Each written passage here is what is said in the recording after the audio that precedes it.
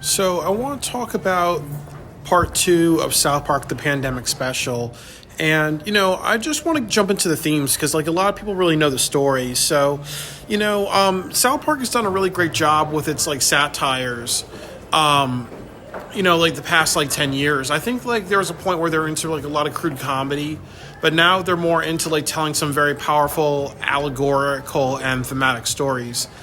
And I think that a lot of things that I grasp from this South Park episode is just how people turn out based on dealing with a global event that's really serious. When I see Butter's character Vic Chaos, obviously he represents people who have dealt with child abuse because of things like COVID. Obviously, parents are home. There's a lot more fighting in the house.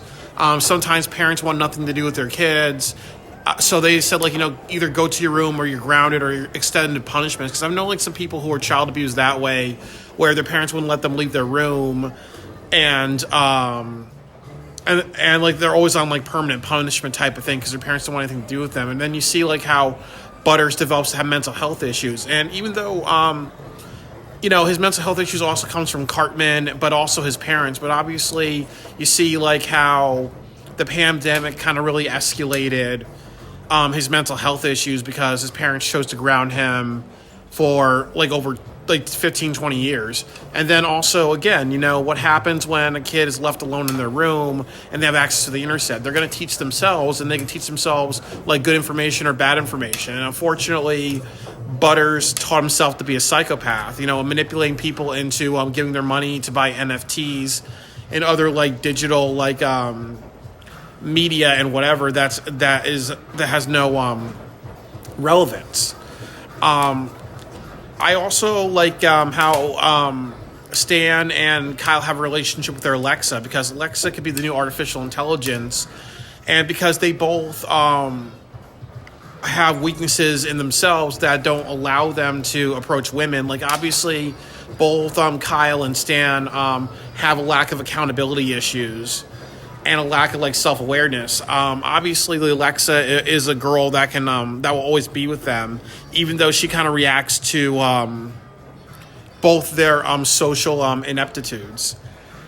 And I also think another theme that I see within both episodes is you can't change the past, and you can't run from who you were in the past, because obviously Kyle brings up what type of person Cartman was to his wife. Stan's Alexa and Kyle's Alexa will talk to each other. So there's definitely a theme of people will always focus on your past, and that's one weakness we see in our society is how, with this cancel culture and, or whatever, there's a lot of people who sometimes are okay, well, you did this in the past, you were this bad person. But we're not going to understand that people are human. We all grow. We all change. So sometimes, you make one bad choice in the past, it can speak for your entire life. And sometimes there are some horrible things we've done in the past. We change to be better, but they're so horrible that we have to, face our punishments. I'm into professional wrestling, and they talk about in AEW, how Brian Kendrick and a couple other wrestlers did some bad stuff in their past, but then it's controversial because Sammy Guevara got punished for something he did a couple of years ago. Brian Kendrick made some controversial statements, but it was a couple of years ago. Now he's being punished. And that does happen in life, where sometimes, people are, people focus on people's past a little too much instead of understanding that we're all human. The next thing that I kind of see is that, they talk about Randy's character, and he's an older person in the future. And then, obviously, what they're saying is that because it's the future, we have to prevent old people from dying. And that's kind of true about healthcare and everything like that. Because obviously nowadays, we want to keep people strapped to machines, make all the money that we can.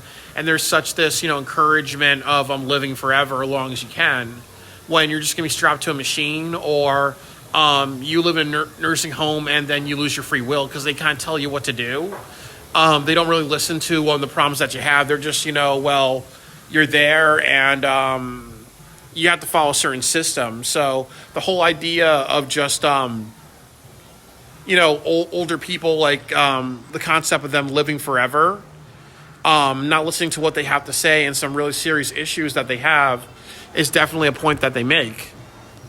I also kind of feel that another big point that they're talking about in South Park is that you can't change COVID because it's already happened in the early 2021. So this whole like mythology of like what would life be without COVID, you can't do that. It's more like it's like what a psychologist told me in college, which is you can't control what happened. You control how you react to it, and everybody needs to be understanding that we've never been through something like this before. So we have to kind of chill and be forgiving and look at optimism and be understanding. And ultimately, when we're like that, things get better. And then the last thing I want to talk about is Eric Cartman. And I do want to save that for another video because that is definitely a very controversial subject matter. But once again, Trey Stone and Matt Parker show that they're master writers. They deeply care about the quality of their work. And I'm very, very proud of them for all the things that they're doing because, like I said about The Simpsons, The Simpsons and Family Guy, they don't care about quality, they care about the dollar signs. So, when I see South Park, I think they care about the fans. They care about making this piece as a satirical piece of work to make us laugh, to cheer us up, but also kind of give some insight of how we can live our lives better. And that's why I say that, when you look at it now, South Park is the greatest animated satire and adult sitcom. It was The Simpsons up until like the 2010s, but like 2010s to 2020s, South Park is really taking that away from them because they care more about quality than just being around for the dollar signs. So I'm very happy with what I see as far as Trey Parker and Matt Stone. If they want to continue, as long as they want to, I trust that they're always going to have really good quality. And if they suck at something, they're going to like step away and work on how they can be better and better. So, you challenge yourself, you make amazing work. And that's why I think South Park is very well respected.